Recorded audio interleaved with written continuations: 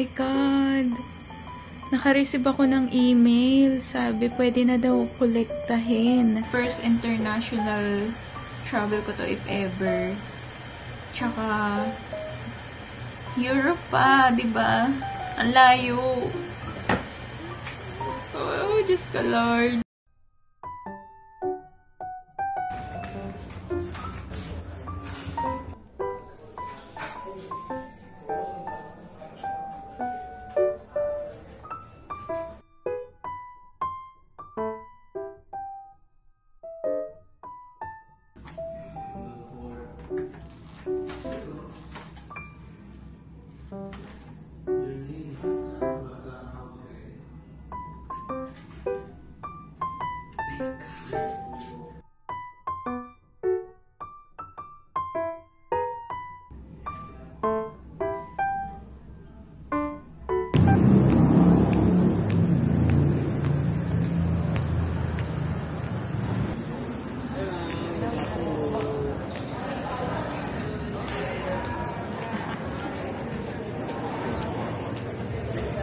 Na-approve.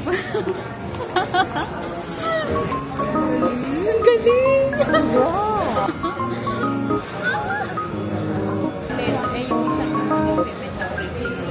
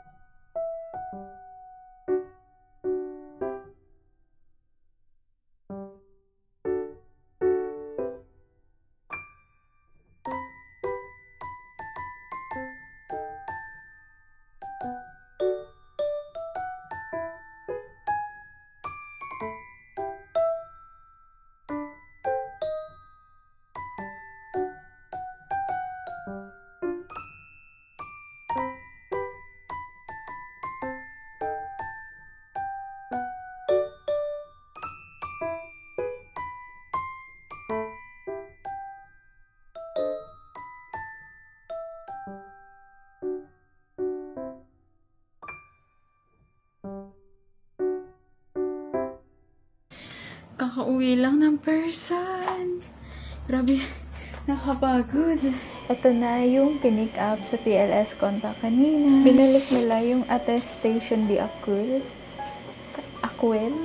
Basta yung attestation. Original na attestation yung ipapasa sa TLS. Talagang need na original copy. Kaya gagastos talaga sa courier na gagamitin para ipadala ito from France to Philippines. Para lang naman to sa mga sponsored doon sa mga may i-stayan or doon sa mga visit visa. May 15 natapos na yung processing ng visa. May 16 sinend na siya pabalik sa TLS. May 16 ko siya kinuha. Agad-agad kinuha ko. Pagka-receive ko ng email na pwede na siyang pick upin, pumunta agad ako kasi kinakabahan talaga ako. Sabi ko, hala, baka na-reject na. Nag-decide agad sila na i-refuse. Napakanig ako. No? Tapos, edi, kinakapa ko muna. Baka may letter. Kasi pag i-refuse ka, parang may letter yata yun. Pero nakita ko passport na. Tapos pagkatingin ko, ayan na siya. Ito na siya. Oh my God. My first visa ever. I am so happy to see myself here. 3 business days lang natapos yung processing. Gawa ko ng video kung ano yung mga pinasa ko dahil pure DIY lang ako. Hindi ako nag-avail ng kahit anong services. Pag nagpapagawa ka ng cover letter, nasa libo din siya. Kaya as much as possible, nag-DIY lang ako. Hindi rin ako gumamit ng mga chat GPT, yung mga AI. Hindi ako gumamit nun. Talagang nilagay ko sa cover ko is inisip ko talaga. Galing talaga sa heart ko yung nilagay ko dun. Hindi ako gumamit ng mga flowery words. Parang straight to the point with with sincerity. Ang ni-request ko nga lang na na visa, single entry 30 days. Pero nagrant ako ng 40 days, multiple entry. Pero hindi ko sasagarin yung 40 days. Babalik ako kung ano man yung nasa flight ko. Ayokong mag-extend kahit alam kong mamimiss ko yung si fiancé. Hindi ako mag-extend dahil may mga inaasikaso. Pure DIY lang, research. Parang araw-araw nagbabasa ako yung about sa mga application nila, kung ano yung timeline. Kinakabahan nga ako nun. Kasi may nabasa ako na parang more than a month bago siya na-approve. Papunta din siya sa France. Parang inabot siya ng more than a month. Tapos strict si France ngayon dahil nga doon sa Olympics. 3 business days lang, 'di ba, na approve na ako. Kailangan lang talaga kumpleto yung paper. Merong bank certificate, merong bank statement. Dapat yung intention mo talaga is hindi ka mag-overstay, na mag-stay ka lang doon.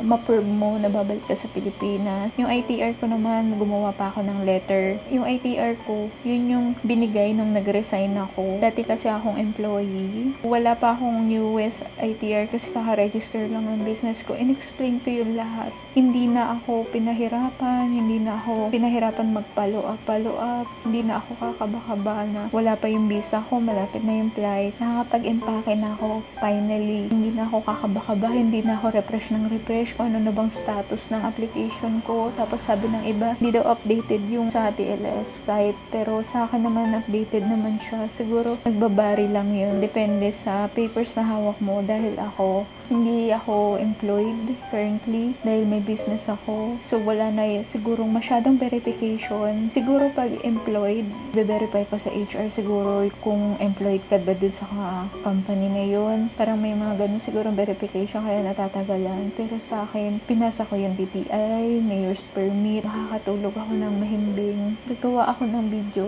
para maalala ko din yung ipe-prepare ni sponsor, ni inviter. Gagawa din ako ng list. Things I wish I knew before applying Schengen visa. Yun lang. Bye-bye.